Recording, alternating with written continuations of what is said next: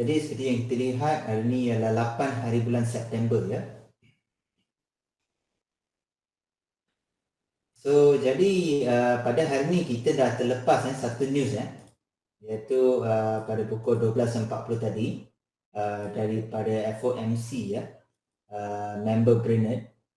Jadi seperti yang kita lihat di sini, ini adalah medium impact news ya. Dan daripada news ini kita sebenarnya cuma mendapat sedikit saja perubahan ya. Data dia kosong Data dia kosong ya. Kerana mereka belum update lagi. Yang lama pun tak nampak dah. Lama pun tak nampak lagi. Tapi kita selalu ada apa ni, macam related stories yang kita selalu boleh go through lah untuk kita tahulah. Macam contohnya dia katakan crypto financial system is subject to the same risk kan. So ini adalah related dengan crypto, tapi apa yang kita nak lihat hari ni adalah kita nak lihat terhadap gold lah sebenarnya. Bagaimana benda ni boleh affect lah. So seperti yang kita lihat kalau kita tengok kat kita punya trading view nak tunjuk apa yang berlaku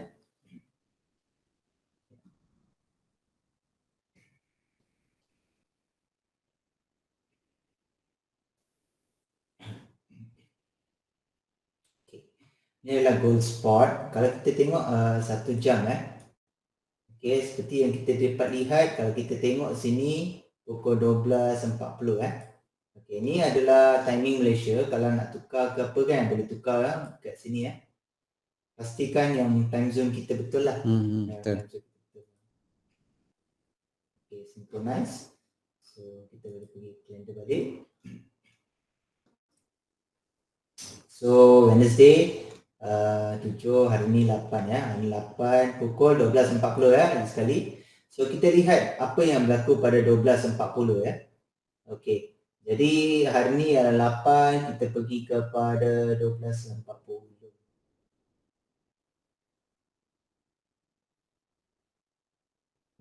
Ni dah 8 dah. Ni dah pukul 9. 10, 11,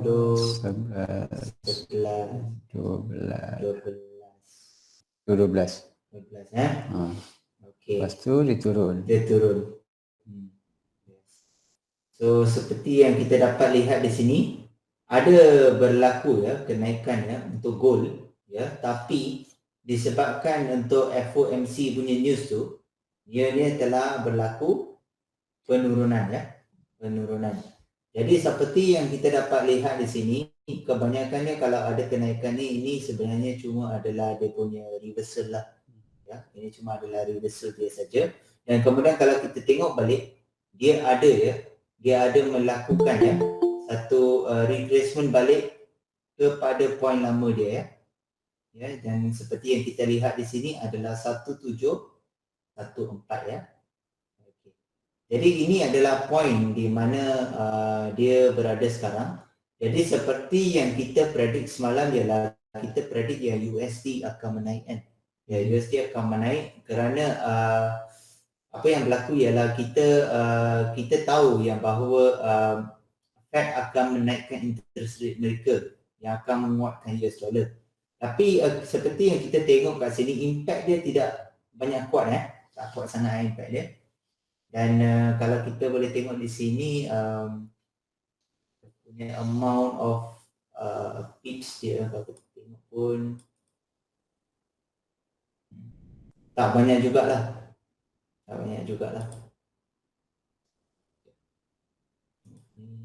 Okay, itu pembaris. Pembarisnya okay. So, seperti kita lihat, kita tengok berapa dia punya ni. Cuma sebanyak 27 saja 7 pip. 7 pip 7 pip. So kita boleh tengok tak ada banyak perbezaan sebenarnya Jadi sekarang ni kita nak tengok apa yang akan berlaku pada hari ni. So seperti yang kita tahu ni, kita ada lagi satu news yang paling penting untuk hari ni, iaitu unemployment claims Dan kita boleh selalu buka tengok kenapa unemployment ni sebenarnya penting kerana dia adalah lagging indicator. Okey. Lagging indicator ni adalah untuk confirmkan trend Dan selalunya efek dia adalah lebih kurang 2 ke 3 kuarter. Iaitu 1 kuarter dah 3 bulan kan. So jadi macam kalau 2 ke 3 kuarter tu lebih kurang 6 bulan ke 9 bulan lah. Ya. Jadi dia adalah penentu ya. Dia adalah macam supporter to the leading indicator. Ya. Jadi ini adalah penting, sangat penting kerana ini akan confirmkan trend ya. Jadi seperti yang kita boleh lihat ya. Seperti yang kita boleh lihat ya. Kita letak kat sini supaya OBS boleh tangkap tu. Tak obvious tangkap sini. Dari sini ya. Oh, kita nak tengok tu. Nak tengok dia punya tu. Oh, okey. Alright dia. Ni saja macam ni. Mana? Ni kita ignore je. Oh, okay. So jadi kita boleh lihat daripada apa yang kita lihat di sini, unemployment claims. Seperti yang kita lihat, apa yang difokuskan sini adalah 234 ya. Compare to apa yang kita dapat previously ya. Ya. Jadi kalau unemployment claims dia, kalau less tu baguslah untuk currency dia. Kalau lebih tu maksudnya US dollar akan menurun lah. Ya. Oh, dia target US dollar macam big lah ya. Macam big lah. Sebab dia punya unemployment claims dia tinggi kan. So patutnya unemployment claims dia kena rendah. Maksudnya dia ada lebih banyak pekerjaan lah dalam negara dia. Tetapi kalau kita nak tahu lebih lanjut kan, kadang-kadang kita ada apa yang mereka kata ada different data lah kan, contohnya kan. Kalau ada ni lah investing.com dengan forex factory kan. Ya betul. So, kita nak tengok selalu yang first punya pun dah okey lah. Dah boleh tekan dah. Ya, job claims. Kita nak tengok data ya. Ini cara-cara untuk kita confirmkanlah data kita dan bagaimana kita nak buat trend ya. Sini dia fokus 240. Sini dia fokus 234. Ada perbezaan ya. Banyak perbezaan dia. Jadi macam mana ni? Ya, sebab dia previous ni adalah 232. So seperti yang kita lihat kat sini, walaupun banyak ya dia bagus ya, nampak macam bagus, tapi tetap sebenarnya dia tidak berapa bagus lah daripada apa yang difokuskan sebenarnya. Memang ini cuma menunjukkan yang bahawa mereka ada job, ada dapat job. Maksudnya unemployment claims mereka tu memang memang according lah to their forecast, tapi dia tidak mengikut keseluruhan daripada forecast mereka. Jadi saya tetap kira yang ini adalah perkara yang tidak baiklah sebenarnya. Ya. Kerana kenapa saya kata macam tu? Kerana mereka tidak memberikan kita confirmation ya untuk kita tahu mana trend dia. Dan kalau dia 232 ni, kalau dia kurang daripada 240 sebelumnya, kalau kita pergi dekat sini, kita dah boleh tengok sini dia punya fokus dia 240, sepatutnya tidak bagus untuk ni Kalau kita tengok previously pun dia adalah lebih daripada semua ni. Tapi kemungkinan sini dia akan kurang. Kalau dia kurang maksudnya dia akan ada sedikit kebaikan lah untuk US dollar. Maksud dia ialah kita boleh menjangkakan yang bahawa US dollar akan kuat. Yes, walaupun ni ada apa seminggu ni. Ni untuk minggu ni 8 September. Kalau kita tengok yang ni adalah lagging indicator tau. Lagging indicator ni untuk mengkonfirmkan trend untuk leading indicator. Leading indicator rasa leading indicator dah berlaku kat sini dah. Kat FOMC ni. FOMC kata belum lagi data tak lagi. Sebab kenapa? Banyak daripada news dia kata memang dia orang akan increase dia orang punya interest rate Jadi banyak investors sebenarnya dah jangkakan US dollar pasti akan naik. Ya. So apa yang berlaku ialah mereka confirmkan benda tu melalui ini adalah leading, dan kemudian kalau nak lihat kepada lagging indicator, iaitu di unemployment claims mereka. Jadi kita tahu yang bahawa dalam beberapa bulan ni kita boleh melihat kepada kekuatan lah US dollar. Tapi kita mungkin akan ada perkara sebagai core incident juga. Maksudnya news yang tiba-tiba akan masuk lah. Yang tu semua kita boleh pergi ke news lah kan.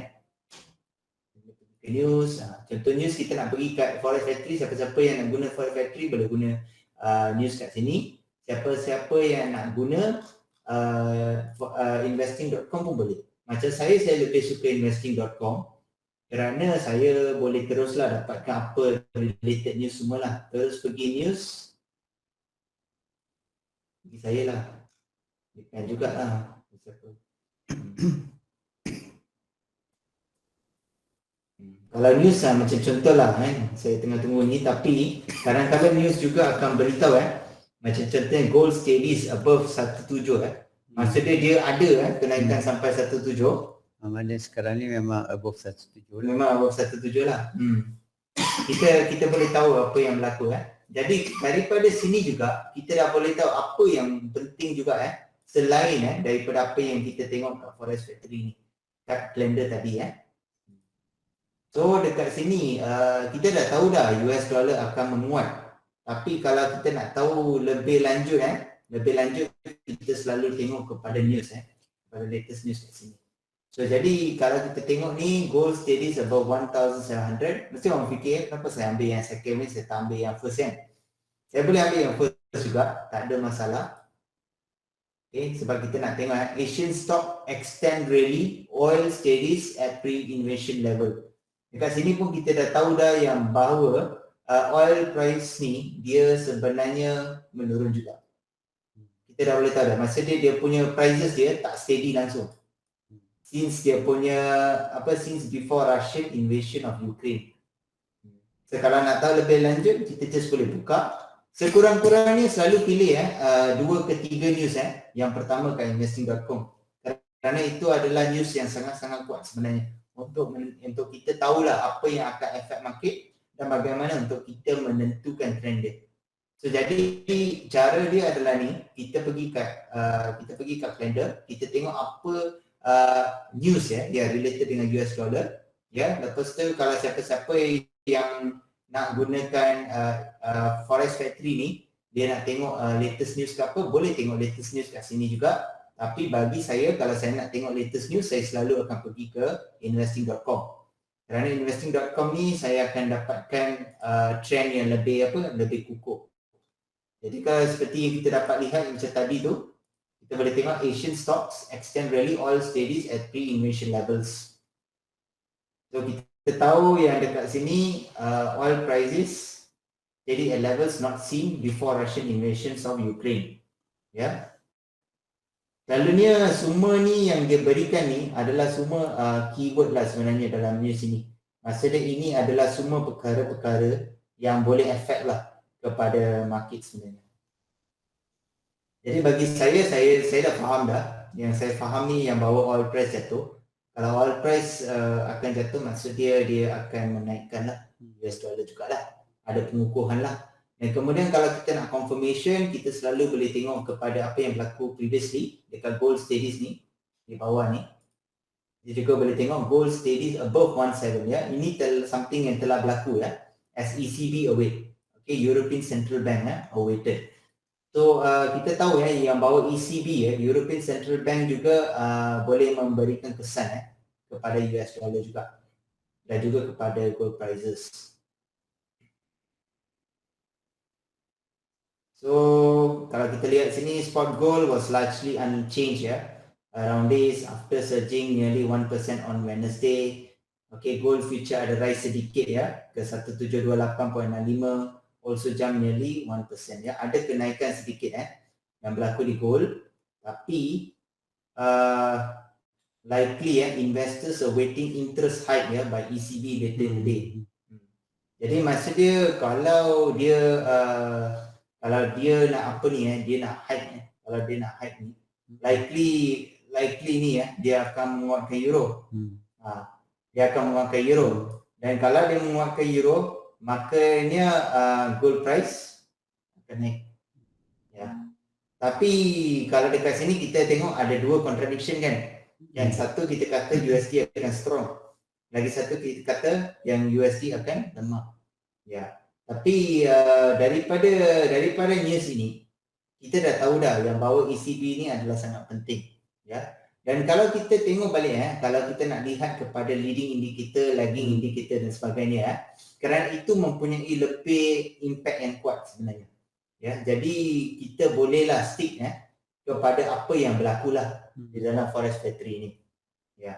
Tetapi kita kena jaga juga apa news news yang kita dapat di investing.com ni. Ya, tapi kita ada something juga yang juga menguatkan yang juga kata dekat kita yang US dollar akan kuat kan.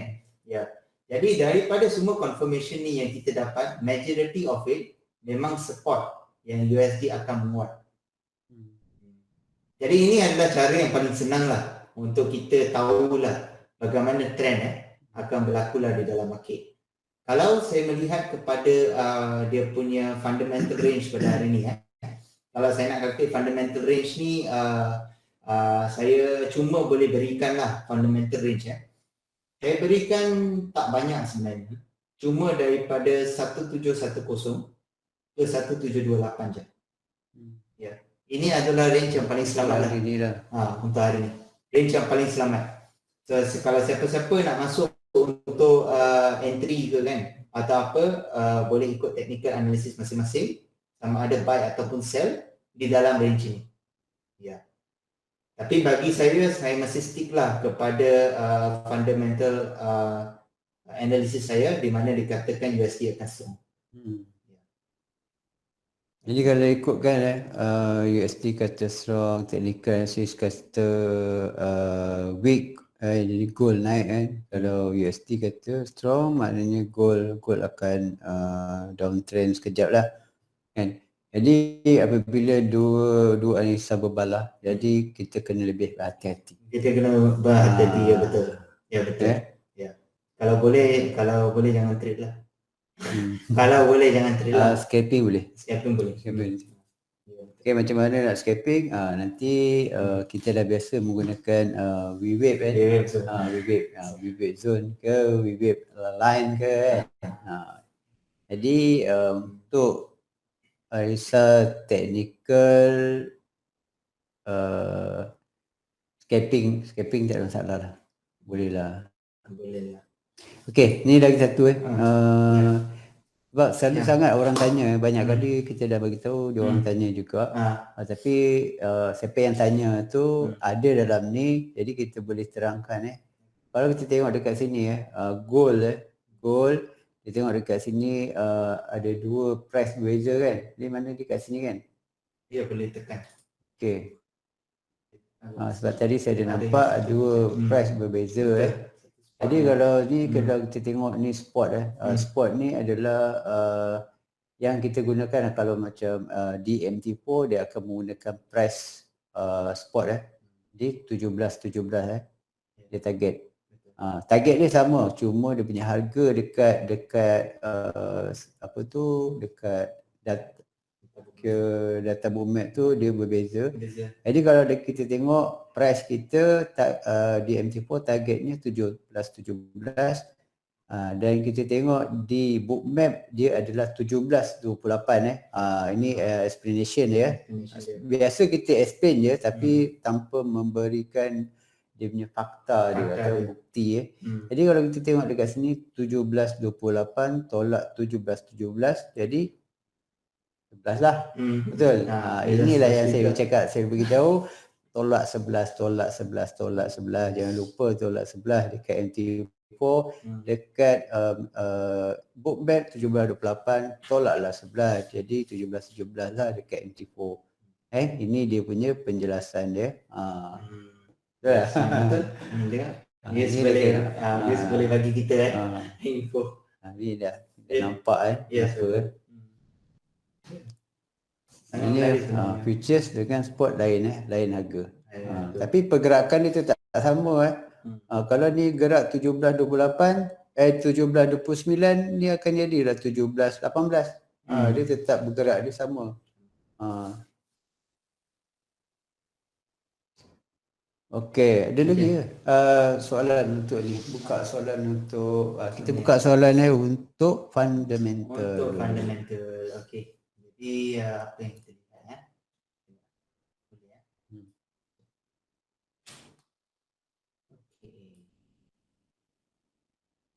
Okey. Vivek Zone sangat membantu. Vivek Zone pandai ya Vivek Zone. Ya, ini ciptaan Sir Hafiz. Okey, saya nampak sel ke Sir. Daily ada arabai kan Sir stay. Daily kalau ikutkan dia ada engulfing buy tapi sebelum buy mungkin ada retracement dulu, pullback belum dia pergi lebih jauh. Nanti kita tengok dekat chart. Soalan untuk fundamental ada? Ni dah buka ni kan? Dah buka voice Dah buka dah. Speaker dah buka. Dah buka dah. Biasa fundamental sangat senang lah kan. Sebab ada cara-cara dia lah bagaimana kita nak dapatkan trend dia lah.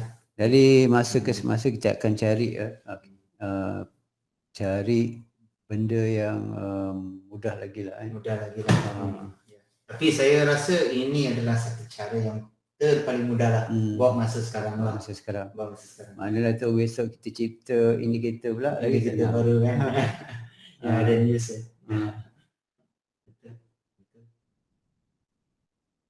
So kalau tak ada apa-apa, tak apa, saya akan berikan kepada Sir Hafiz lah untuk teruskan tentang technical analysis ni ya.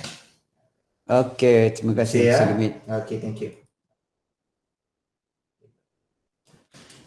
Okey, kita buat secara ringkas ya.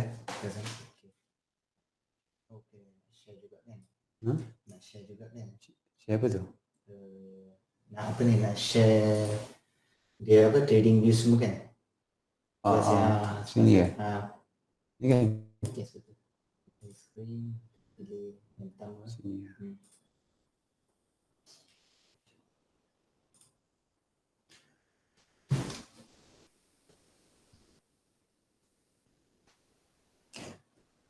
Okey, kalau kita ambil daily lah ni kira baru satu resisten dia belum lagi dua resisten untuk buat pullback jauh. Jadi kalau kita tengok dekat sini dia masih lagi boleh guna line yang ni lah. Ataupun kita ambil yang atas ni maksimum, mungkin lah maksimum dia akan turun. Jadi kalau kita cuba tanda lah apa yang ada di sebalik tu di time frame yang lebih kecil Kalau kita tengok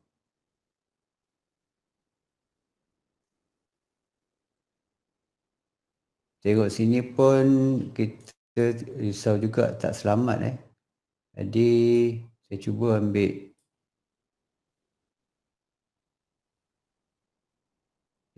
je tak apa, kita ambil zone yang besar sikit di H4 dan kita tengok di time frame yang kecil apa yang ada dekat sini Sebab dia paling bagus kalau dia langkah dua resisten baru dia punya pullback tu kita tahu dia nak turun jauh Jadi kita tengok dekat H1 Okey macam ni kan. Kalau kita tengok dekat sini di H1 dia dah pecahkan satu resisten, dua resisten, tiga resisten, empat resisten lepas tu baru dia buat penurunan. Okey, dan penurunan dia tu dia akan pergi balik dekat resisten-resisten yang dia pernah pecahkan. Jadi maksudnya resisten yang ni satu dia dah pecahkan. Itu reason dia. Okey, kalau dia berjaya turun maknanya dia akan pergi dekat sini pula. Okey. Ini kita pakai line resisten resisten Jadi satu dia dah sampai, ini yang kedua yang dia pernah pecahkan. Okey. Ini yang ketiga last dia ada gap Ada berapa tu? Kalau sini sampai sini 53 pip Sini sampai bawah ni 53 pip, sini sampai bawah ni ada 52 pip. Adanya total dia boleh turun 100 pip Dia boleh turun 100 pip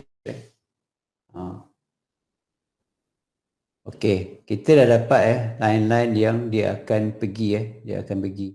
Jadi satu rintangan dia dekat sini dia dah cuba turun. Jadi kalau yang ni dia tak kuat, makanya dia akan turun ke yang nombor 2 ni lah. Kalau yang nombor 2 ni sebenarnya ni adalah rally base rally Rally base rally. Kalau dia tempoh yang lagi kecil dia memang nampak lagi lah rally dengan ada base-nya. Lepas tu dia buat rally balik. Jadi ini kalau dia pecah yang ni, makanya dia akan sampai sini. Jadi kalau kita tengok dekat sini pun dia dah macam terlajak dia punya shadow. Terlajak shadow. Makanya biasa kalau saya tengok bila terlajak shadow dia akan pergi balik dekat shadow. Kalau dia 2-3 kali dia pergi dekat shadow, makanya dia akan tembus juga, dia akan pergi dekat yang tempat yang lagi satu ni.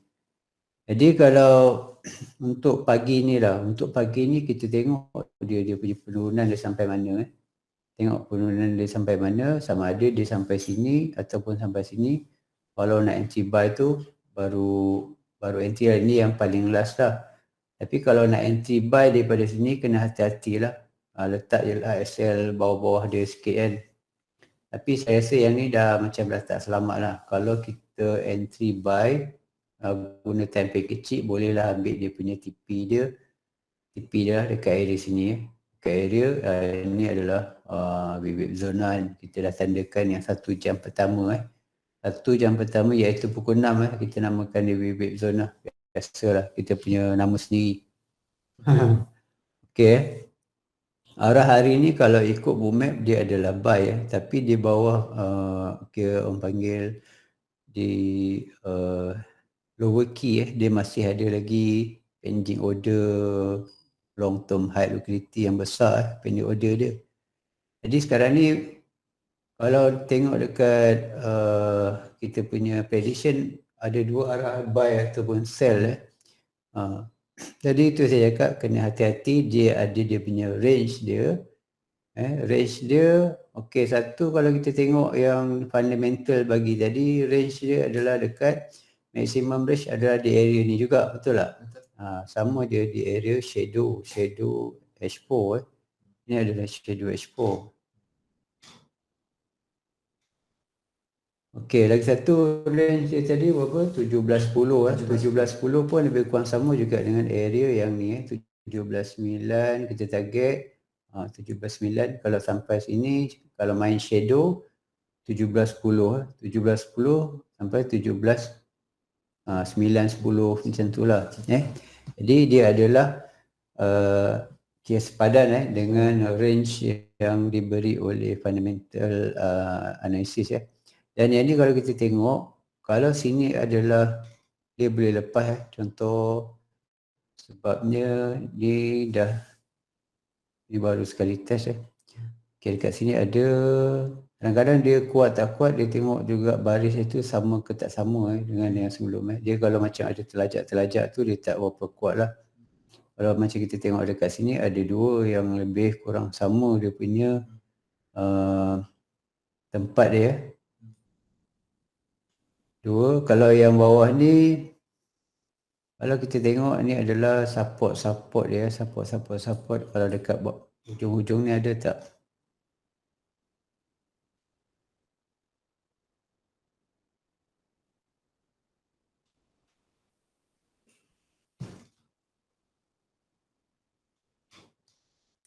Di kejauhan. Kalau tengok yang ni lagi kuat 17-14 ni 17-14 ni lagi kuat ni 17-14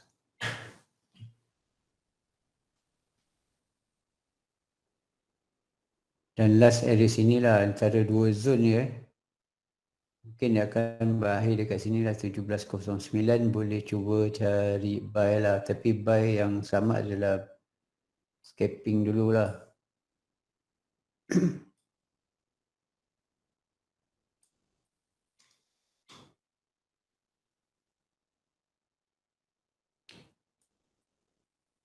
Ini kalau momentum kuat baru boleh sampai bawah ni. Kalau yang sekarang ni boleh target sini satu dan sini satu. Ni adalah zone dia lah.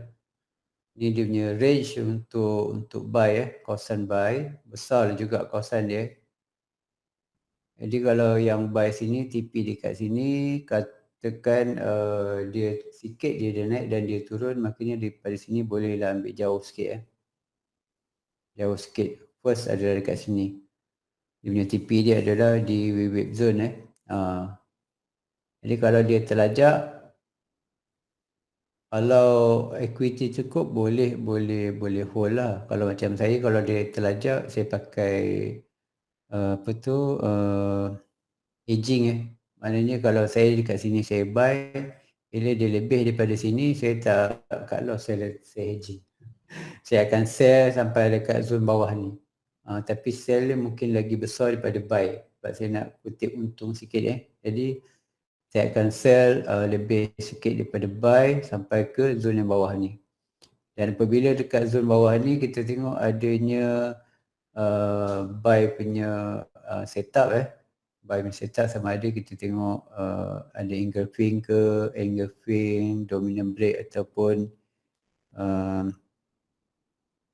harami. Akhirnya baru boleh kita closekan yang sell tu. Jadi tinggalkan yang buy balik, bila dia pergi naik atas, kita boleh hold.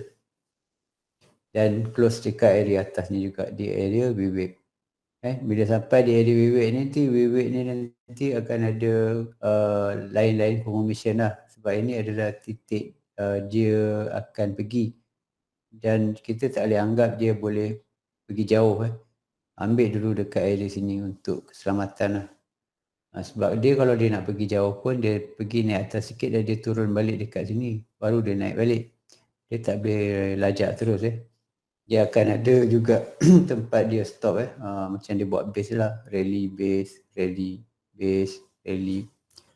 Okay, bila dia dah panjang, maknanya dia akan turun balik. Macam ni dah terlampau panjang. Mungkin kalau ikut counting wave lah, contohlah ni adalah 1, 2, 3, 4, 5. Lepas tu dia buat A, B, C. Lepas tu mungkin dia akan terus balik penurunan. Dia teruskan balik dia punya kenaikan. Okay. Kalau kita tengok kenapa saya cakap buy itu lebih strong daripada sell hari ini. Satu, kalau kita tengok daripada bookmap. Kadang-kadang bookmap ni, contohlah bookmap ni adalah